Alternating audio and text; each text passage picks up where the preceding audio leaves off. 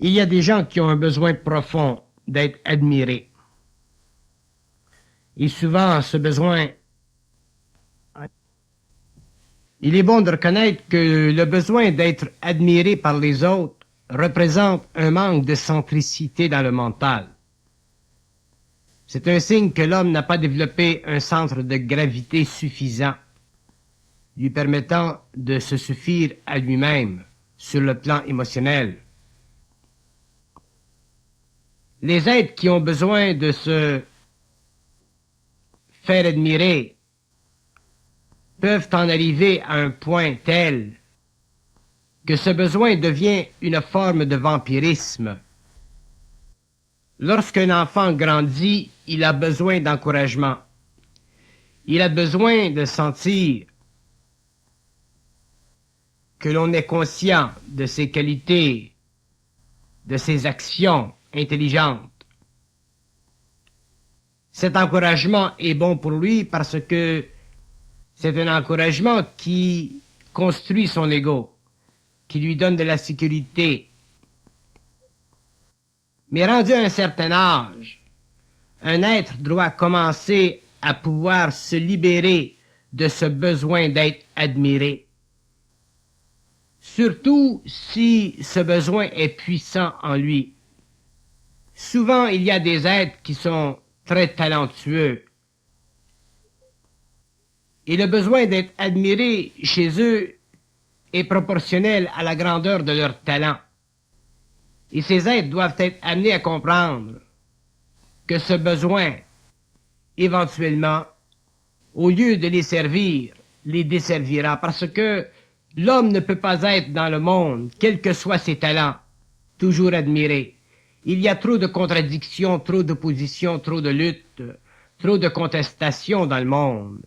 Et si l'homme n'apprend pas à pouvoir se sécuriser à l'intérieur de lui-même et qu'il attend de l'être par rapport à l'extérieur, il se prépare une vie très difficile, surtout dans un monde qui devient de plus en plus compétitif, de plus en plus individualiste et aussi de plus en plus incapable de réellement aimer, de réellement donner.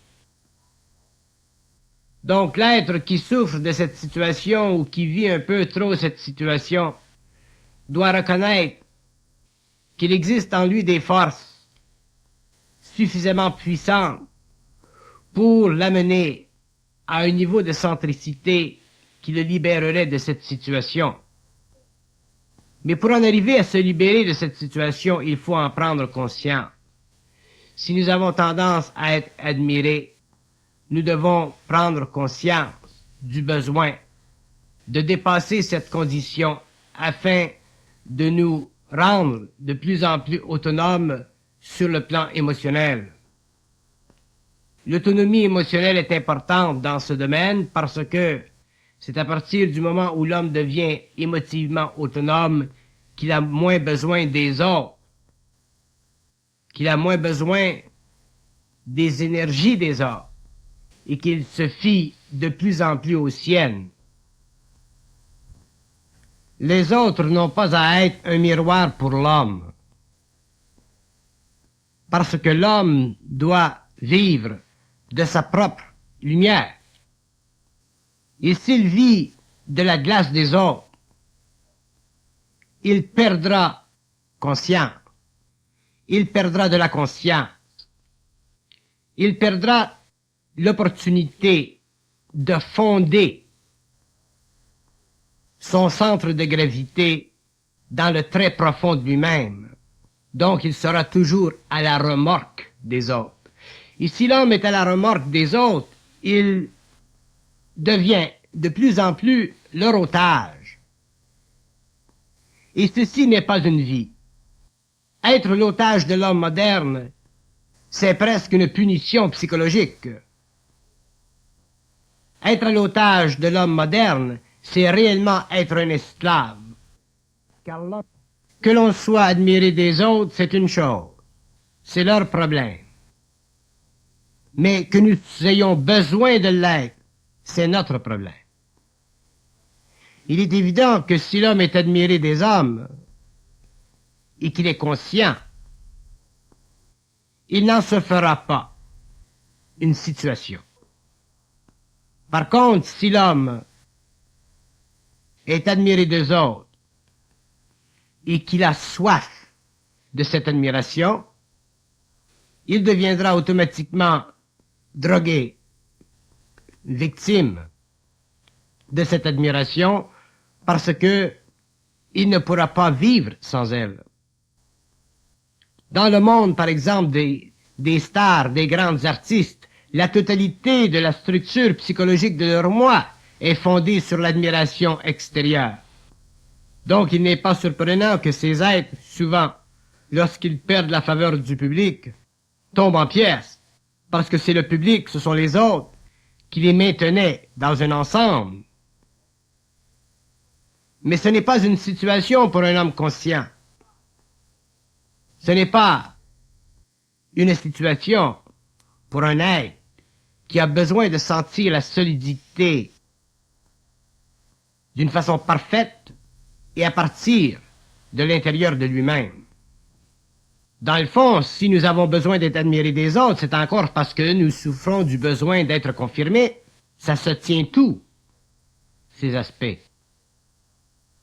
L'homme a besoin constamment d'être confirmé, et dans l'admiration, il va chercher cette confirmation. Mais ce qu'il ne réalise pas, c'est que ce que les autres admirent est purement un matériel de surface. Les autres admirent la projection de la personnalité, alors que lui, même s'il projette bien, peut très bien intérieurement être tout croche. Donc, il devient tendu entre l'admiration que les autres lui donnent et le fait d'être tout croche intérieurement. Et avec le temps, il se crée dans l'homme un déséquilibre. Il commence plutôt à se sentir un peu comme un sépulcre blanchi. Il est beau à l'extérieur, mais il est tout croche à l'intérieur. Et l'homme, comme il ne peut pas se mentir à lui-même, bien qu'il puisse mentir à l'extérieur, devient victime de sa propre illusion. Il devient victime de ce besoin maladif d'être admiré par les autres. On commence à être bien avec soi-même quand on est capable de se supporter soi-même, quand on n'a pas besoin que l'extérieur nous supporte. Ça, c'est un signe de fortitude intérieure, d'intelligence, de créativité mentale et d'équilibre dans le corps émotionnel. Lorsque l'on a le besoin d'être admiré, sans s'en rendre compte, on se rend esclave, on se vend pour la flatterie, on se donne, donc on perd de notre identité et on échange des aspects de notre personnalité pour un regard, pour une belle parole, pour une flatterie. Donc l'être qui a besoin d'être admiré sans s'en rendre compte se vend aux autres. Et en se vendant aux autres, il perd l'équilibre de sa propre nature. Il perd la paix. L'homme doit apprendre à se nourrir de lui-même, à se nourrir de ce qu'il est, créativement parlant. Mais s'il ne fait que se nourrir de l'extérieur pour apprécier ce qu'il est comme talent, il s'apercevra avec le temps que ceux qui admirent sont là de façon passagère.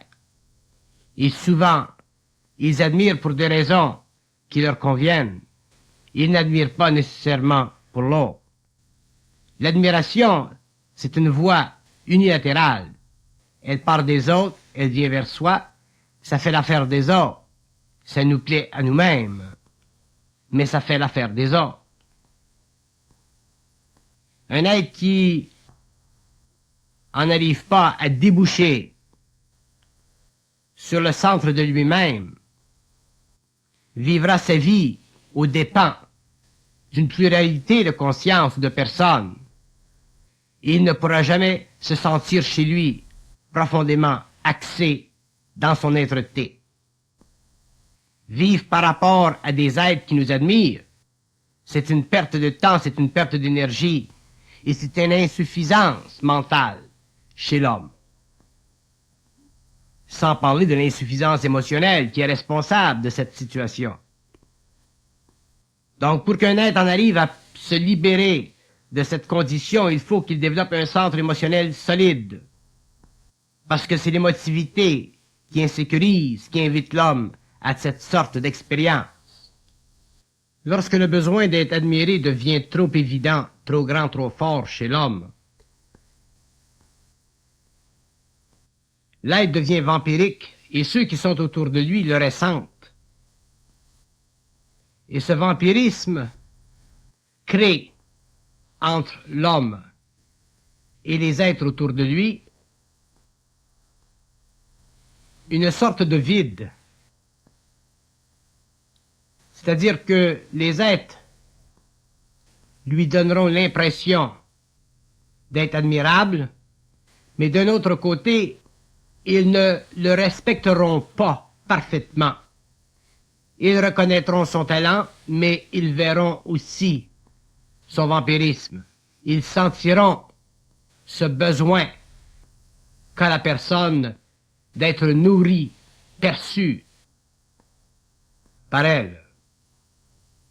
Ceci ne crée pas de solides fondations pour des relations humaines saines, vigoureuses. D'ailleurs, un ego reçoit toujours de façon négative ces vibrations qui émanent d'un être qui a besoin d'être admiré. Parce que les égaux, les hommes, dans le fond, préfèrent ou aiment des êtres qui ont une certaine neutralité, une certaine humilité, un certain état d'esprit qui représente un équilibre. Donc l'être qui a besoin d'être admiré perd, sans s'en rendre compte, l'amitié réelle et profonde de ceux qui sont autour de lui. Il est évident qu'il y a des êtres qui n'ont pas été extrêmement favorisés par la vie.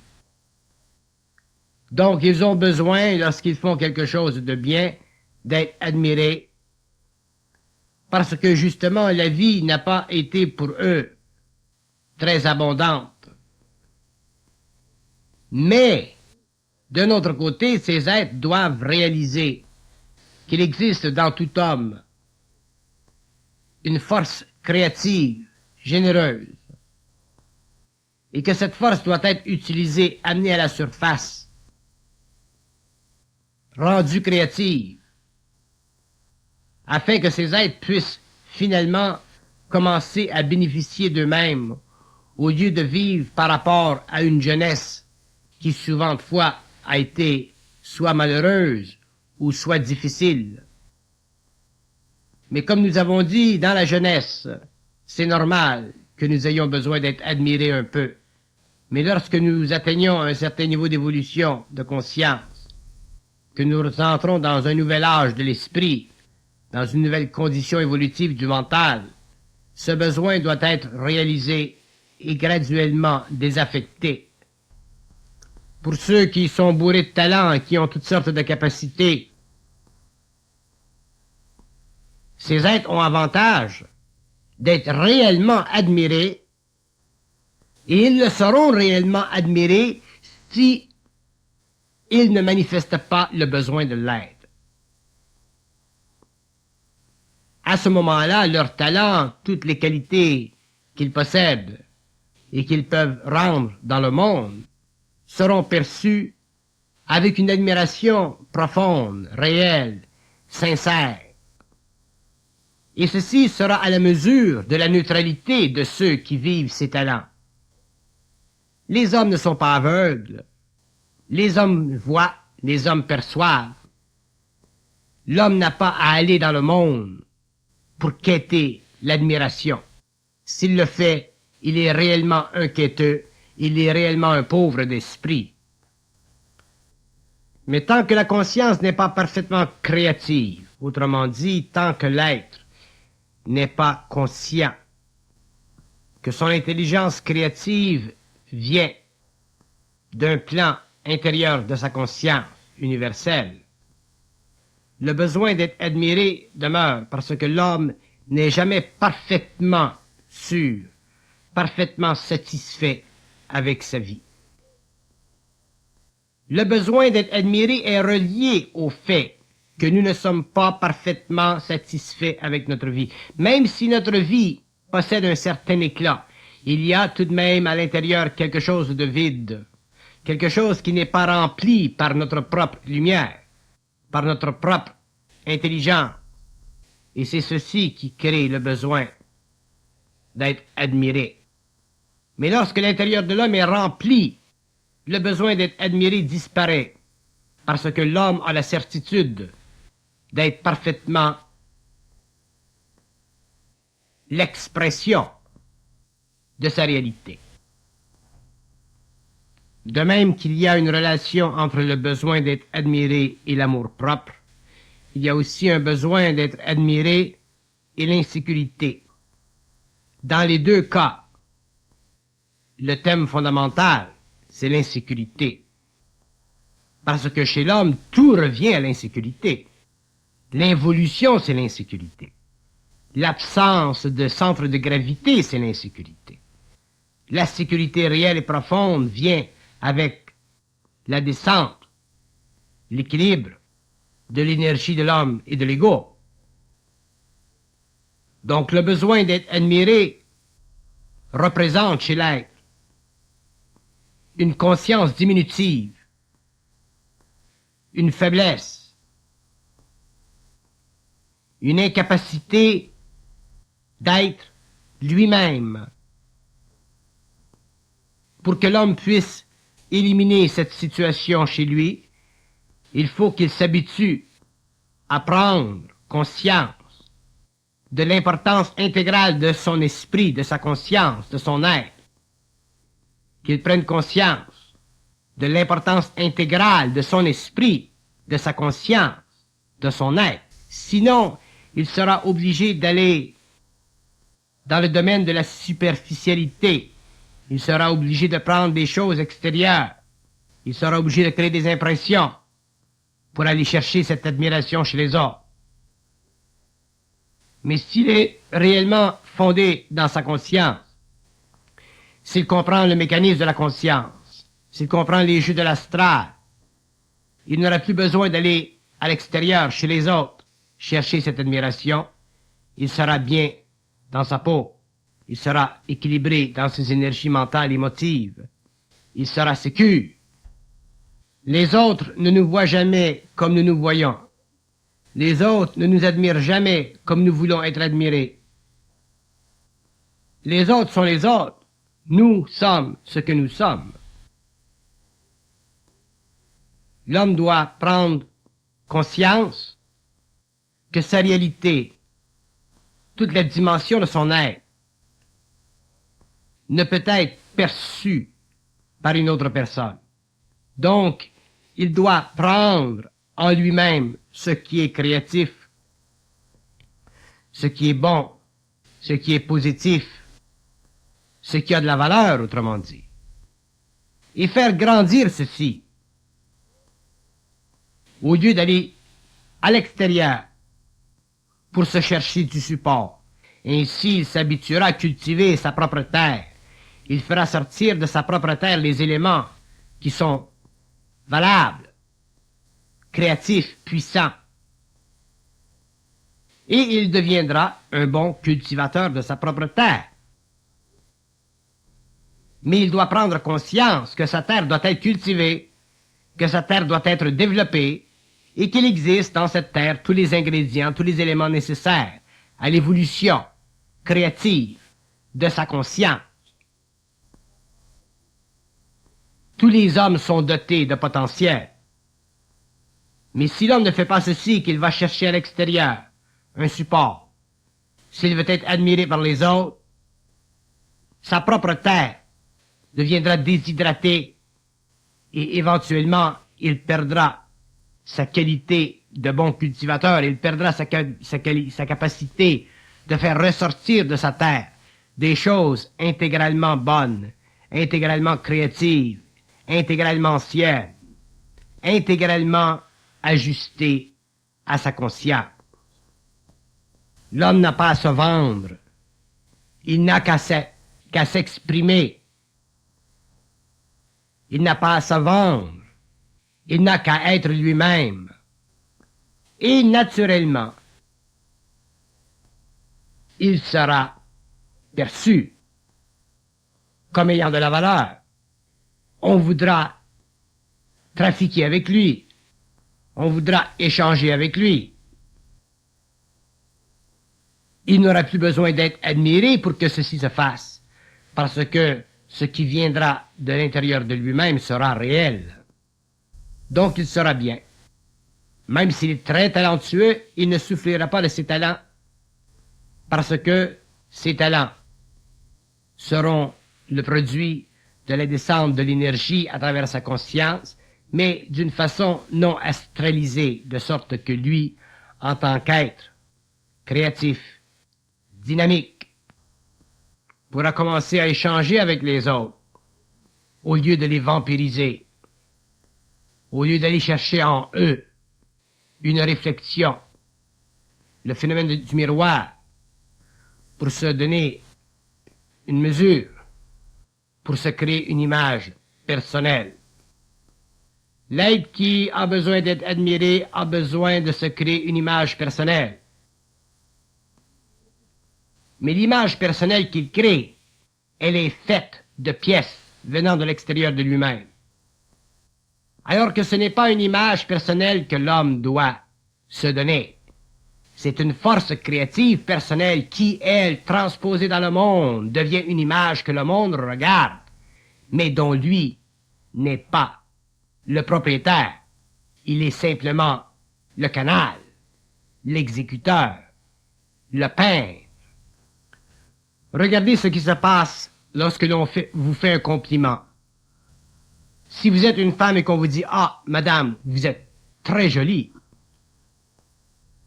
la femme, la fille, la jeune fille, ne sait pas comment prendre le compliment. Elle devient rouge, mal à l'aise, elle bafouille ses mots, et elle répond « Ah oui ».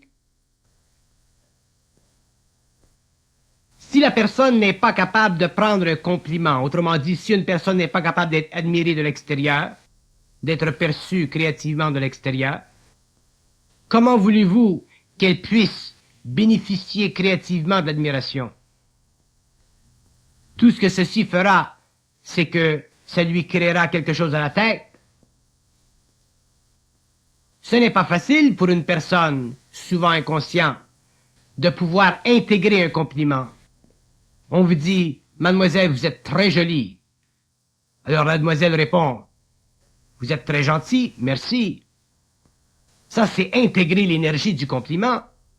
Mais si la personne n'est pas capable d'absorber le compliment, il crée dans son corps astral, dans son mental, des reflets, il débalance la personnalité, et les vapeurs de ce compliment montent à la surface.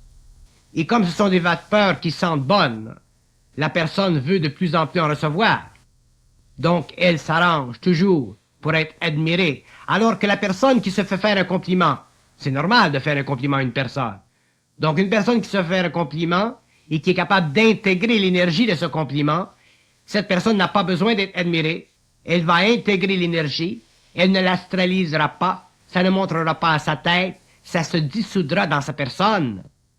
Parce que la personne est capable de prendre le compliment de façon créative, alors que la personnalité, elle, vacille sous le poids du compliment.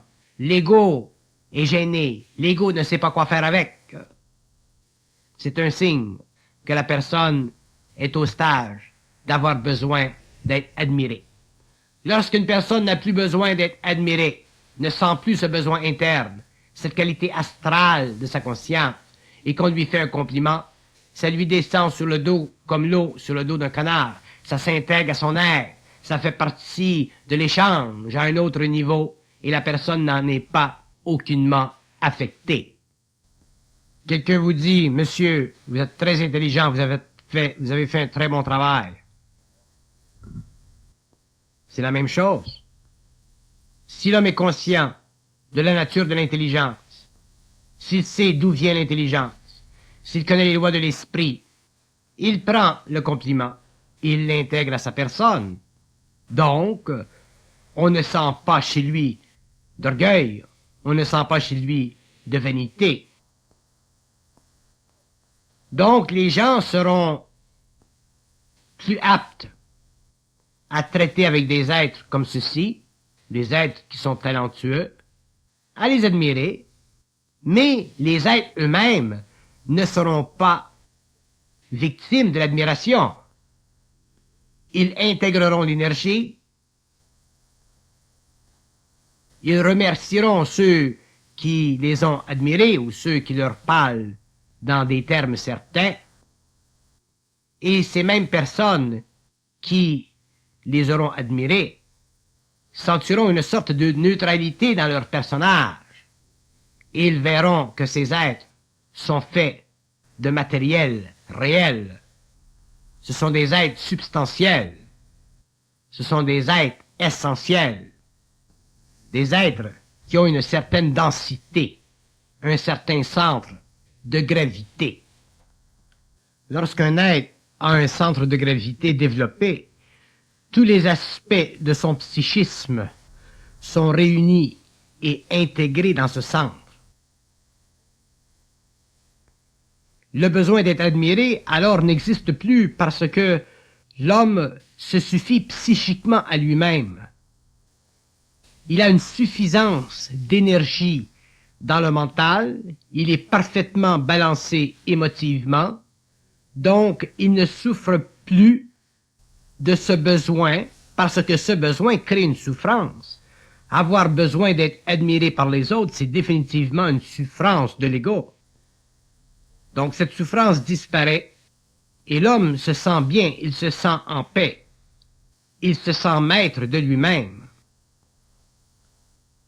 Et tant que la conscience n'est pas suffisamment développée, certaines personnes vivant cette situation ne se sentent pas maîtres d'elles-mêmes.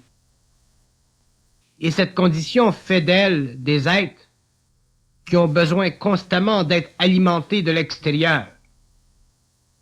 Donc, de l'extérieur, ils sont très alimentés, ceci les excite,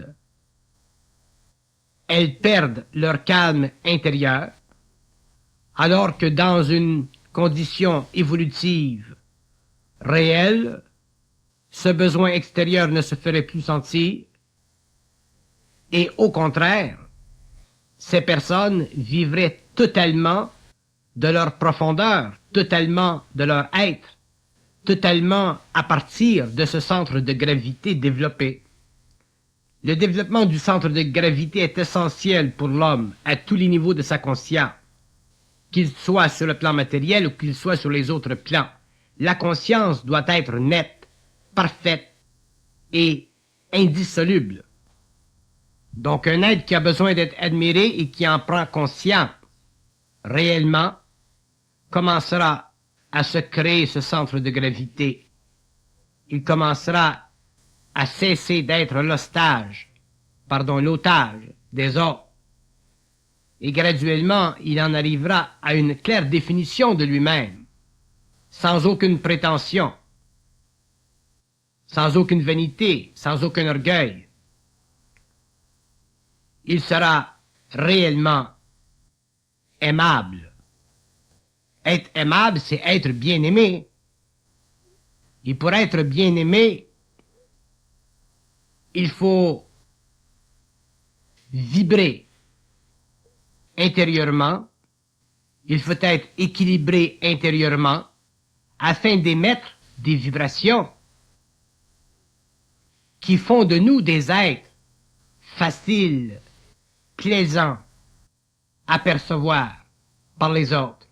Non pas pour notre bénéfice personnel, mais parce que ça fait partie de notre nature, de notre réalité. Imaginez-vous combien peut s'ouvrir une personne sensible qui travaille dans un bureau, dans un milieu aliéné, et qui ne se fait pas complimenter, qui ne reçoit pas de patrie de la part de son patron, qui ne se fait pas dire de temps à autre qu'elle a bien travaillé ou qu'elle fait bien son boulot. Une personne comme ceci peut souffrir beaucoup, et il y a beaucoup de personnes qui souffrent parce que elles ne sont pas admirées, ou on ne les admire pas, ou on ne leur dit pas. Peut-être qu'elles le sont admirées, mais on ne leur dit pas. Une personne qui aime, qui a besoin d'être admirée, il faut qu'on lui le dise.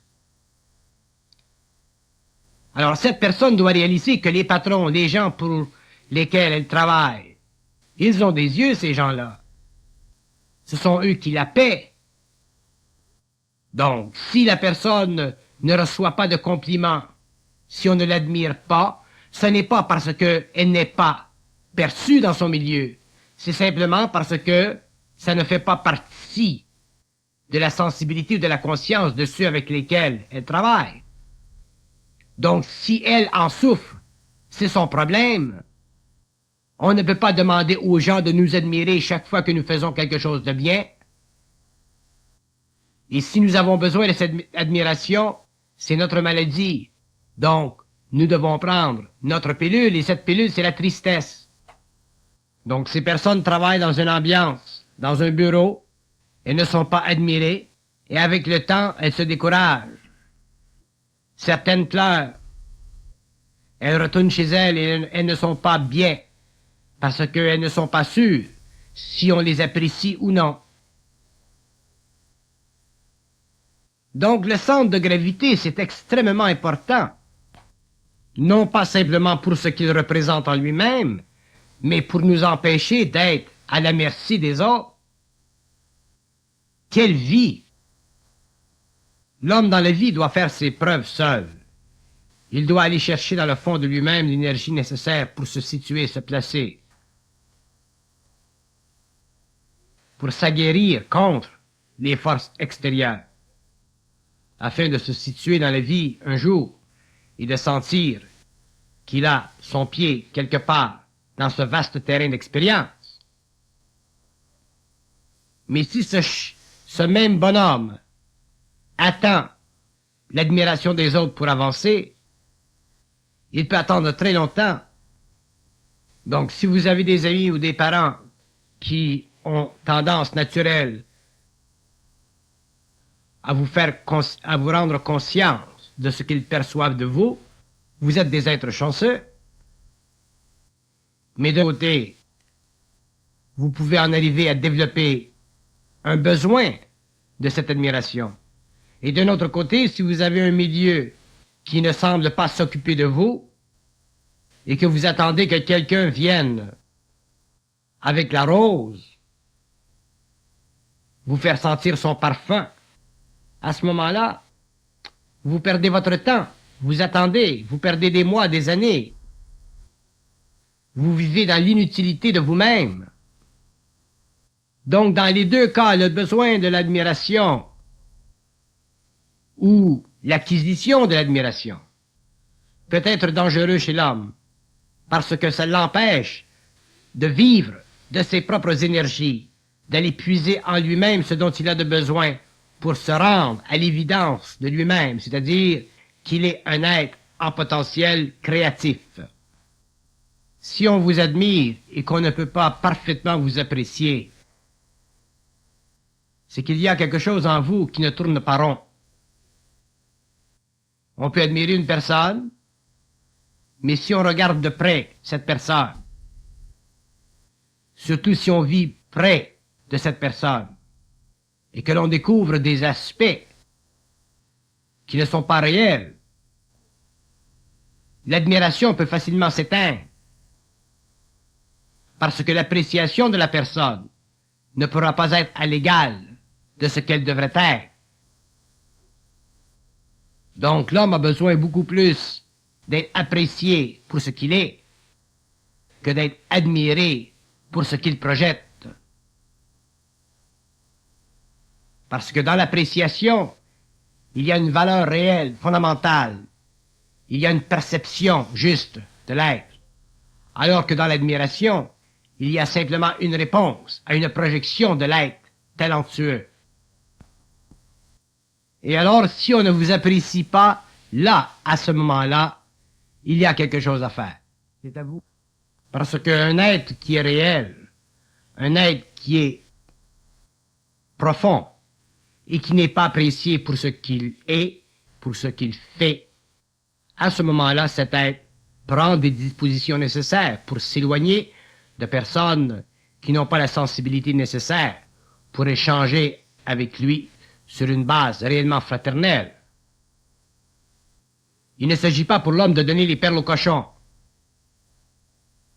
Donc, un être qui a réellement de la valeur, un être qui a un centre de gravité, un être qui peut facilement donner, facilement rendre dans le monde et qui n'est pas apprécié, à ce moment-là, il a simplement à frotter ses chaussures contre le sol et tourner le dos et aller plus loin dans la découverte de relations humaines qui valent la peine d'être vécues.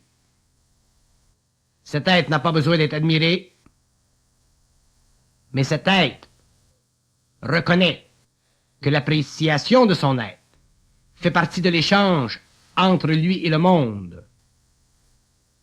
Et si cette appréciation n'existe pas, il s'en va, sans amertume, plus loin, dans le voyage de sa vie. Et il élimine autour de lui des êtres qui n'ont pas la sensibilité requise pour percevoir ce qui est grand dans l'homme, c'est-à-dire la conscience créative.